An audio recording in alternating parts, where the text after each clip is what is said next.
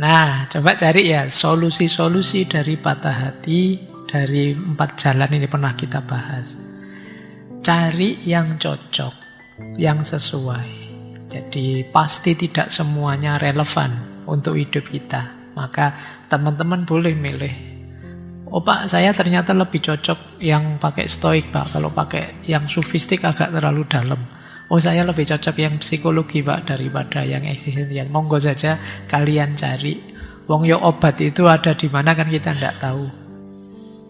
Yang penting hatimu tidak sakit lagi.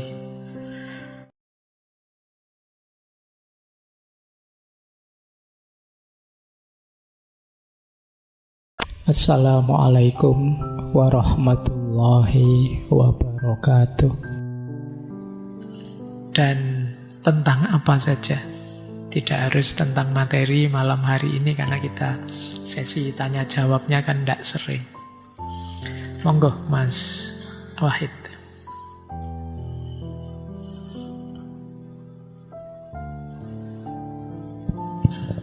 Ya, silakan langsung saja untuk yang putri 2, yang putra 2 dulu sementara.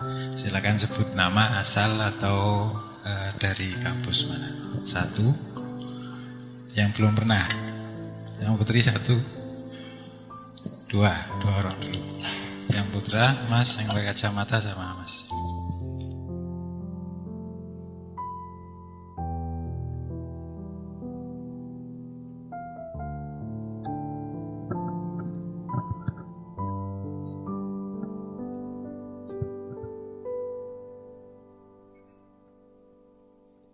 Assalamualaikum warahmatullahi wabarakatuh. Perkenalkan Ustadz, nama saya Nesa Oktamirza, saya dari Padang. Yang ingin saya tanyakan itu ada 2. Yang pertama tentang standar kebendaan. Nah, itu kan kalau kita menstandarkan kebahagiaan kita dengan kebendaan itu kan berarti kan kita lebih materialistik gitu ya Ustadz. Nah, materi itu kan tidak hanya berupa uang, tapi kan bisa orang-orang terdekat kita. Nah, bagaimana caranya kita melepaskan sifat kebendaan itu di hati kita? Itu yang pertama. Kalau yang kedua, tadi menarik ketika Ustadz katakan syarat kebahagiaan di dunia itu ketika kita sehat secara fisik dan juga sehat secara batin. Nah, bagaimana caranya kita menyembuhkan atau menyehatkan hati yang lagi sakit? Mungkin itu Ustaz. Assalamualaikum warahmatullahi wabarakatuh.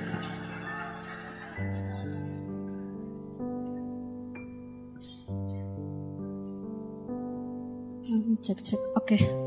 Terima kasih atas kesempatannya. Assalamualaikum warahmatullahi wabarakatuh. Perkenalkan saya Rani, asal Solo, tapi hijrah ke Jogja gitu. Mungkin saya mau bertanya sih, mengenai tadi perjalanan tasawuf dari materi yang awal sampai sekarang. Nah, saya sebenarnya menemukan satu benang merah yang itu benar-benar tuh tadi itu kayak dari melaksanakan kayak syariat, tarekat dan sebagainya itu seperti yang benar-benar kayak itu tuh sebenarnya kayak ajaran kita yang Islam yang sejati gitu loh. Kayak yang kita dibilang kayak itu kayak seperti yang mengimani kayak rukun iman, rukun Islam dan sebagainya gitu. Dan juga dalam perjalanan dalam tasawuf ini saya sebenarnya mau bertanya sih, kenapa yang dari awal yang benar-benar teorinya itu tadi lebih ke mengenai tentang kesederhanaan, tentang jalan yang lurus dan sebagainya gitu. Kenapa makin ke sini itu seakan-akan seperti kayak ilmu yang tasawufnya itu kabur, kayak contoh seperti wahdatul wujud. Wahdatul wujud itu kan ibarat katakan orang kayak mengingat kayak ini tentang Allah gitu loh. Tapi kayak kenapa sampai bisa ada orang yang salah memahami sehingga seperti dia itu seakan-akan jadi kayak bergabung, kayak dia merasa seperti yang menyatu dengan Allah gitu. Padahal kayak itu kayak terkesannya kok seperti dalam sesat atau cacat pikir gitu. Itu yang pertama. Sama yang kedua adalah apakah tasawuf ini bisa kita jalankan di saat posisi sekarang ini yang dimana kita terjebak oleh sistem yang ketika kita tuh mau mencoba kritis mengenai segala permasalahan negeri ini, itu tuh nggak bisa, karena kayak contohnya tuh sistem kayak membuat kita mau nggak mau harus memikirkan diri sendiri, kayak segala mungkin kayak dibuat kita tuh lapar, dibuat kita hanya memikirkan perut sendiri dan sebagainya. Seperti itu dari saya. Oh ya, sama satu kali lagi sih Pak, maaf kebanyakan nanya ini. Ketika kita sedang berusaha untuk tadi menjalankan kayak sebenar-benarnya kayak agama kayak tadi tasawuf dan sebagainya, tapi ketika kita dalam perjalanan itu kayak kesannya seperti gini, cara membedakan antara kita tuh bener yang berada di on track yang lurus sama yang enggak. Soalnya kan zaman sekarang kan kayak benar-benar kabur gitu. Kita nggak tahu mana yang baiknya seperti apa, mana yang buruknya seperti apa, biar kita nggak jadi tersesat dalam mempelajari dan mau menjalankan hidup tasawuf.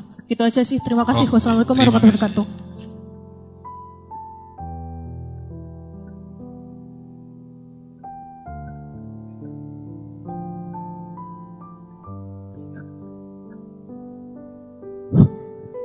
Oke, terima kasih. Sebelumnya Assalamualaikum warahmatullahi wabarakatuh.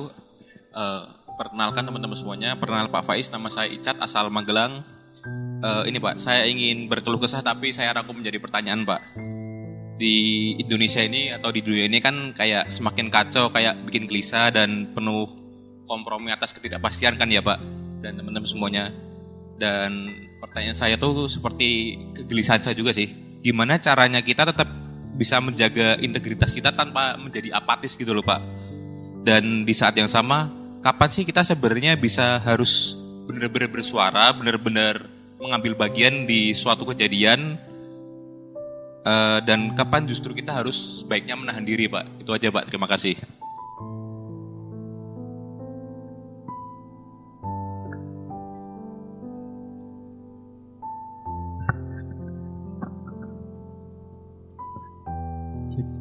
Assalamualaikum warahmatullahi wabarakatuh.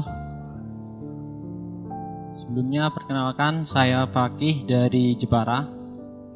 Pertanyaan saya terkait tadi ada beberapa tahapan untuk tasawuf, yaitu tahalli, tahalli sama tajalli. Untuk tahalli yaitu kan membersihkan sifat-sifat yang tercela, entah itu dari jiwa ataupun dari badan, seperti itu. Kan dari setiap banyaknya cara untuk membersihkan hati, itu kan banyak sekali, entah itu dengan mendatangi masjid, entah itu dengan berzikir, entah itu dengan puasa dan sebagainya. Apa sih cara membersihkan dari sifat-sifat tercela ini yang paling efektif, sedangkan karakteristik setiap orang itu kan berbeda-beda. Seperti itu. Mungkin sekian dari saya. Assalamualaikum warahmatullahi wabarakatuh.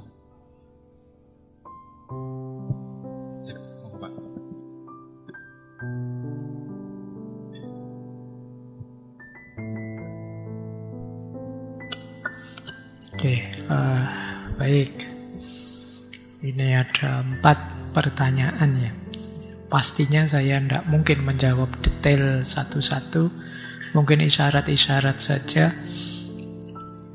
Bila perlu nanti teman-teman saya lihat masing-masing pertanyaan ini sebenarnya nanti bisa jadi tulisan. Di setiap pertanyaannya nanti boleh ya setelah ini mungkin yang bertanya menggali kemudian menuliskannya hasil pencariannya tentang apa yang dia tanyakan. Karena saya lihat pertanyaannya bagus-bagus. Bisa dibikin seminar nasional satu-satu.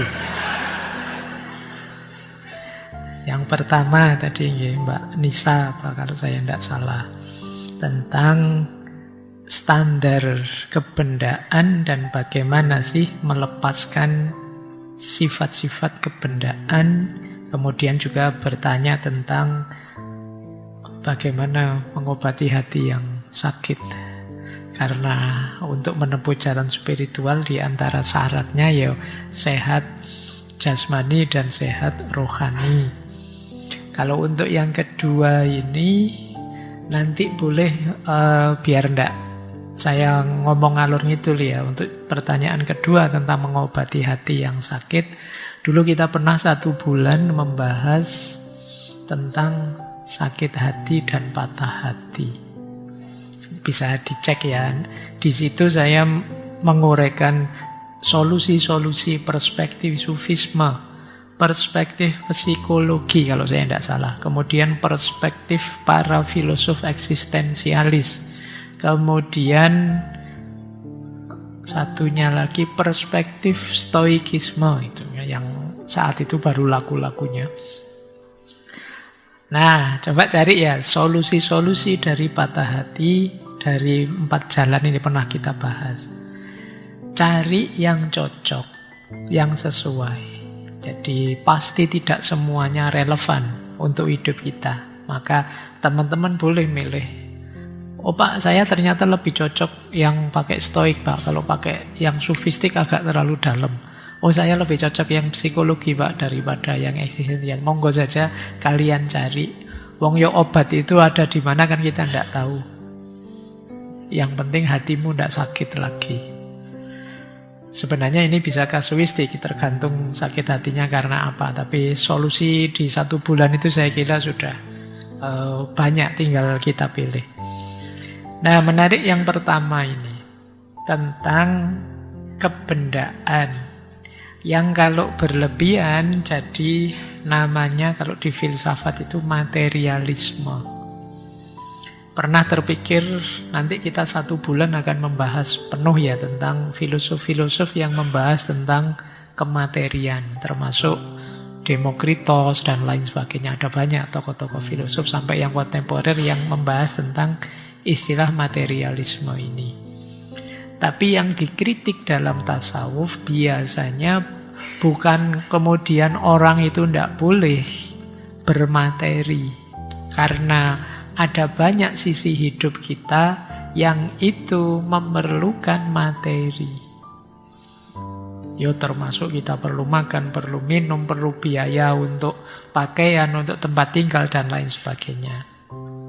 Hanya saja materi ini tidak boleh jadi tujuan. Tidak boleh kemudian kita ketergantungan, kita menganggap bahwa materi itulah satu-satunya sumber kebahagiaan kita. Jadi cara kita menyikapi, Pak, kalau kita kaya sekaya-kayanya, tidak apa-apa kalau bisa sekaya-kayanya memang. Tapi jangan terikat dengan kekayaan itu. Jadi jangan dianggap bahwa hartamu, uangmu, kekayaanmu itu satu-satunya yang bisa membuatmu bahagia. Kalau seperti ini berarti sudah ketergantungan. Kamu jadikan kekayaan itu tujuan, jadi segalanya. Yang bermasalah di sini. Jadikan saja materi dan kekayaan itu, kalau istilahnya para sufi itu, dunia jadikan mazra'atul akhirah. Dunia ini jadikan tempat bertanam untuk akhirat. Jadikan dunia kendaraan. Jangan lari dari dunia, jangan tinggalkan dunia. Jadikan dunia ini dengan segala fasilitasnya, teknologinya, keilmuannya, dan lain sebagainya, jadi kendaraan untuk menuju akhirat. Yang dikritik oleh Buya Hamka dan juga para sufi adalah ketika kita terjebak di materi saja. Jadi ketika kita menjadikan materi satu-satunya tujuan hidup sebagai satu-satunya standar untuk kesuksesan dan kebahagiaan kita. Sebenarnya problemnya di situ.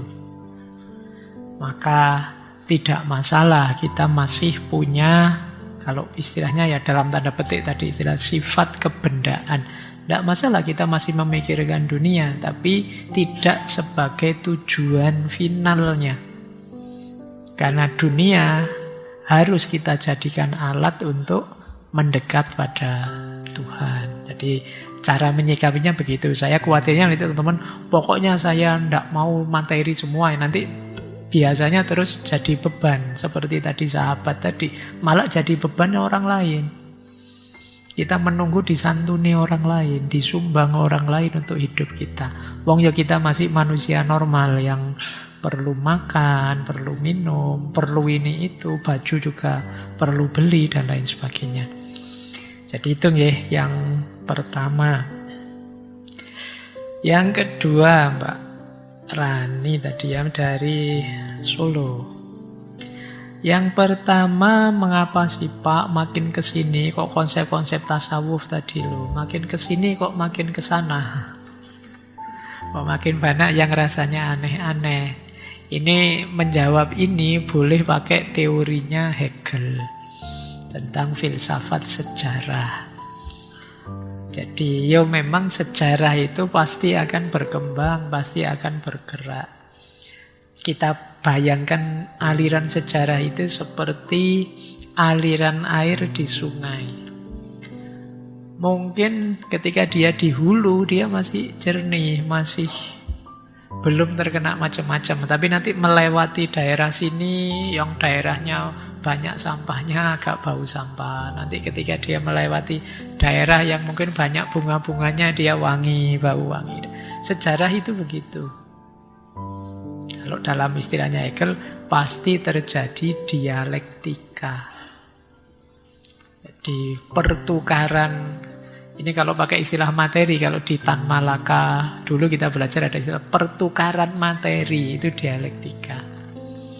Nah, orang misalnya tadi, dalam konsep tasawuf semula tidak ada konsep-konsep wahdatul wujud dan lain sebagainya. Kenapa kok kemudian rumusan itu muncul? Ya karena ada dialektika.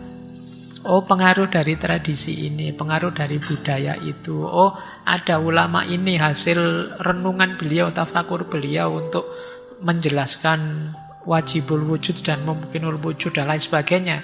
Nah, ada dialektika. Dialektika itulah nanti terus muncul konsep-konsep baru. Itu yang menyebabkan sebenarnya ya bagi saya tambah banyak inovasi dalam tanda petik ya, konsep-konsep hasil tafakur, hasil tadabbur yang baru harusnya tambah kita kaya dengan perspektif. Hanya saja tentu saja nanti mestinya ketika banyak perbedaan kadang-kadang terus muncul konflik-konflik, kompetisi, rasa paling benar dan lain sebagainya.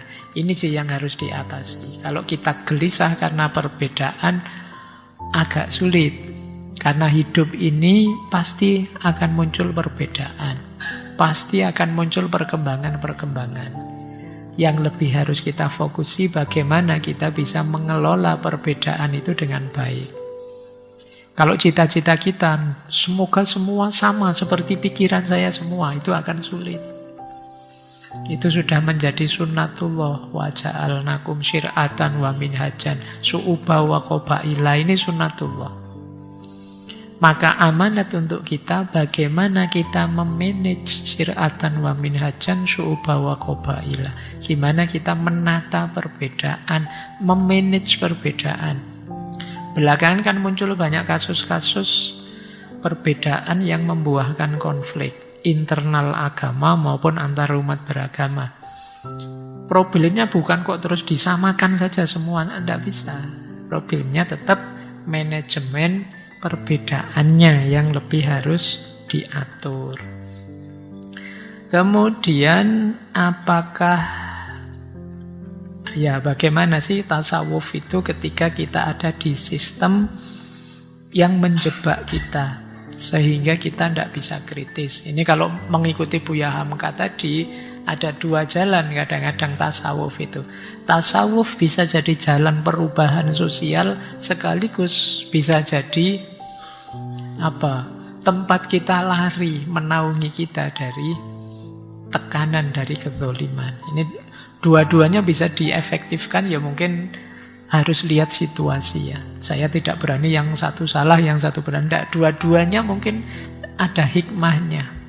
Karena kadang-kadang hidup itu sebuntu itu, yang kita sulit mencari solusinya. Nah, paling tidak tasawuf bisa meringankan beban kita, meringankan batin kita dengan jalan asketis tadi, mendekat pada Allah. Tapi kalau memang ada peluang berjuang, tasawuf juga bisa jadi power, daya dorong yang luar biasa untuk kita memperjuangkan kebenaran kita. Maka menurut saya menarik tadi pesannya Buya Hamka ya, akal harus tetap tajam. Baca situasi secara detail. Kalau memang memungkinkan menegakkan yang benar yang sedang diinjak-injak, tegakkanlah lewat jalan yang masuk akal, yang tidak blunder, yang tidak konyol. Harus taktis. Makanya kan ada hadis Nabi itu, man ra'a minkum mungkaron falyughayyirhu biyadihi wa in lam yastati fa bilisanihi wa in lam yastati fa biqalbihi. Ini sebenarnya rumusnya jelas. Cuma problemnya perlu kecerdasan kita untuk membaca, ini saatnya saya biyadihi, ini cukup bilisanihi, atau wah ini situasinya tidak mungkin, satu-satunya jalan hanya biqalbihi. Cuma pikiran kita harus cerdas dulu, pinter dulu membaca situasi sehingga bisa membedakan tiga hal itu. Jangan sampai saatnya kita biyadihi malah kita biqalbihi. Saatnya kita bilisanihi kita biyadihi. Konyol kita, akhirnya blunder. Nah, ini tadi ya kuncinya cerdas membaca situasi, dan tasawuf bisa mendukung dua-duanya kalau mengikuti teorinya Buya Hamka tadi. Baik, ini nanti pertanyaan tadi mirip dengan pertanyaan ketiga. Bagaimana mengatasi kekacauan dunia ini? Bagaimana cara menjaga integritas tanpa harus mengorbankan idealisme, menghadapi situasi dan lain sebagainya. Jadi memang perlu kemampuan kita membaca situasi, membaca kenyataan hidup ini, kemudian menetapkan posisi kita. Kalau memang saatnya harus berjuang, ayo berjuang, jangan diam saja.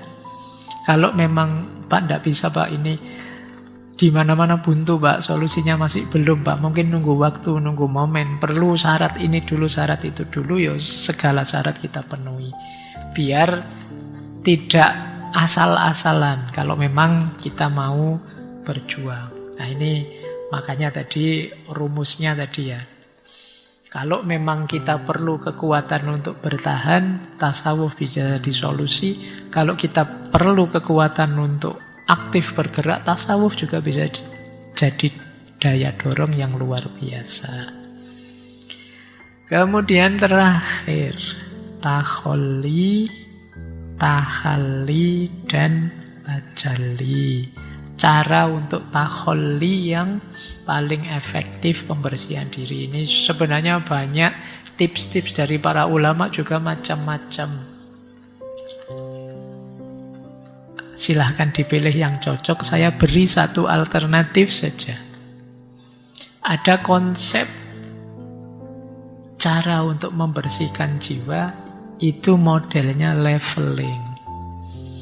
Yang pertama adalah mari sebanyak mungkin kita minimalkan sekuasa kita unsur dosa dan maksiat dalam hidup kita.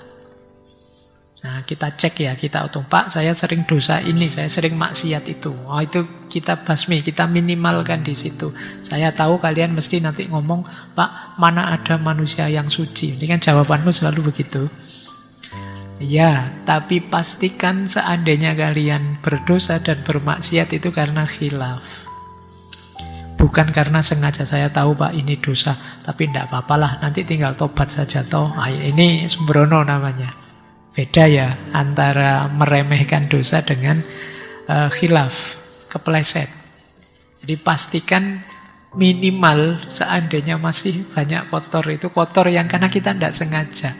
Lupa Pak saya Pak tadi ikut-ikutan bohong, padahal nah ini masih mudah menyembuhkannya. Tapi kalau kita sembrono, saya tahu Pak itu dosa, tapi tidak apa-apa lah Pak, dosa kecil, wudhu saja rontok itu Pak. Nah itu bahaya kalau sudah meremehkannya. Jadi pastikan ini, kalau sudah mampu mengatasi ini, naik satu level, hapuskan semua keterikatan.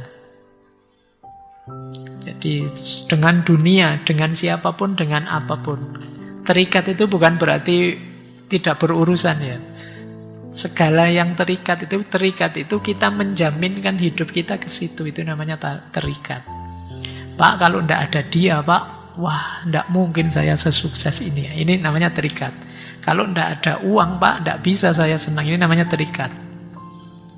Jadi boleh kok, gitu. Seperti saya bilang tadi, kaya boleh kok, tapi jangan terikat dengan kekayaan. Punya jabatan alhamdulillah, tapi jangan jaminkan hidupmu dengan jabatan, bahwa kalau sudah punya jabatan pasti senang, pasti bahagia, pasti sukses dan lain sebagainya. Ini namanya keterikatan. Jadi keterikatan banyak mengotori batin kita. Kalau sukses di sini boleh naik satu level lagi, membersihkan jiwa kita dari kesia-siaan. Mari kita minimalkan segala yang tidak ada manfaatnya dalam hidup kita. Mari kita pastikan apapun yang kita lakukan itu ada gunanya, ada manfaatnya. Meskipun sekedar nyekrol TikTok atau explore Instagram, tapi ini hiburan saya Pak. Loh, belajar saya ya lewat Instagram ini Pak, belajar boleh begitu. Tapi jangan iseng saja kok Pak, sampai 2 jam itu kamu nyekrol dan tidak ada gunanya. Ini namanya kesia-siaan. Pastikan apapun yang kalian lakukan ada manfaatnya, ada gunanya. Meskipun sekedar nongkrong di luar, Pak ini healing Pak, healing, bukan apa-apa. Biar seger lagi, besok bisa kerja lagi, ibadah lagi. Oke ya, ini ketika kita bisa bersih dari kesia-siaan, lebih terang jiwa kita, lebih jernih. Dan pada akhirnya penghalang paling berat adalah diri kita sendiri, ego kita. Rasa bahwa aku bisa, aku mampu, aku hebat, aku luar biasa, itu sering mengotori jiwa kita. Ini tahapan bersih-bersih akhir mungkin yang paling berat, jihad melawan diri kita. Kalau kita sudah bisa bersih-bersih ini, insya Allah jiwa kita relatif terang. Itulah tazkiyatun nafs,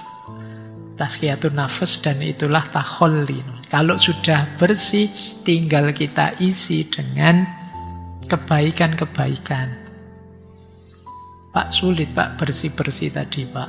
Ada solusi sangat praktis. Apa solusi sangat praktisnya? Sibukkan diri